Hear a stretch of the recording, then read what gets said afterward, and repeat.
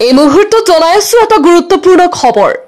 ৰাজ্যৰ লাখ লাখ মহিলালৈ আহি আছে ভাল খবৰ